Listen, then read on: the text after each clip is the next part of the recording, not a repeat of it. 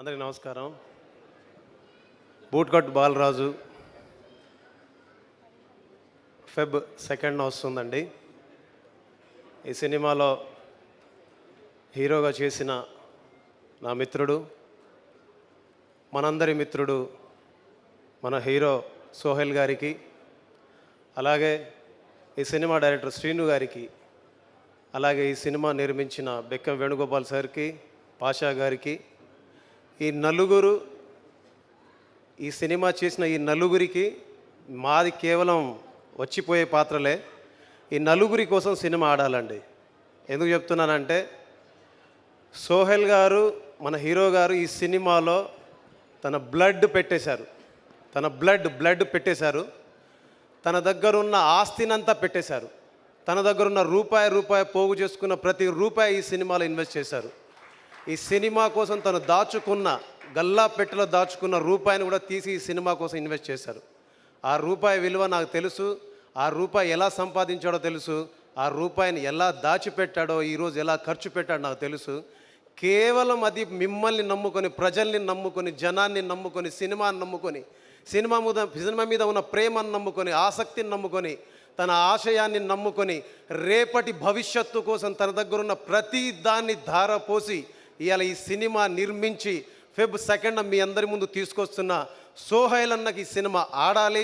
ఈ సినిమా తర్వాత 10 సినిమాలు, 15 సినిమాలు, 20 సినిమాలు తను హీరోగా సంతకాలు చేయాలని మనస్ఫూర్తిగా ఆయన స్నేహితుడిగా కోరుకుంటున్నాను. ఈ సినిమాలో సహకరించిన పాషా గారు, ఆయనది పెద్ద చెయ్యి. ఆయన చూస్తే పెద్ద మనిషిలా కనిపిస్తారు, ఇంత కొంచెం లావుగా కనిపిస్తారు, కానీ చాలా పెద్ద మనసు ఆయనది. ఆయన ఈ సినిమా విషయంలో సోహెల్ గారికి ఆయన అండగా నిలబడ్డట్టు ఎవ్వరు నిలబడలేదు. అండగా కాదు, దండగా కాదు, నేనున్నా నీకోసం అని ఒక తండ్రిగా, ఒక తల్లిగా, ఒక స్నేహితుడిగా, ఒక ఆపద్ బాంధవుడిగా ఈరోజు పాషా గారు నిలబడ్డారు. ఇవన్నీ ఎందుకు చెప్తున్నానంటే, 3 సంవత్సరాల నుంచి నాతో తిరుగుతూ పాట చేయించుకుంటూ, యాక్సిడెంట్ అయినా కూడా, కాళ్ళు ఇరిగిపోయినా కూడా ఒక డైరెక్టర్ సినిమా మీద ప్యాషన్ తోటి కొన్ని సంవత్సరాల కష్టాన్ని ధారబోసి 2 వ్యక్తుల్ని పట్టుకొని సినిమా నిర్మాతగా, ఒక హీరోగా పెట్టుకొని 3 సంవత్సరాల నుంచి రాత్రింబవళ్ళు నిద్రాహారాలు మాని కుటుంబాన్ని వదిలేసి ఈ సినిమాకి ఎలా కష్టపడ్డాడో మన డైరెక్టర్ శ్రీనివాస్ గారి కోసం ఈ సినిమా ఆడాలి. ఇవన్నీ ఎందుకు చెప్తున్నానంటేనండి, రేపేమవుతుందో ఈరోజు మనకు తెలియదు, ఎల్లుండి ఏమొస్తుందో ఈరోజు మనకు తెలియదు.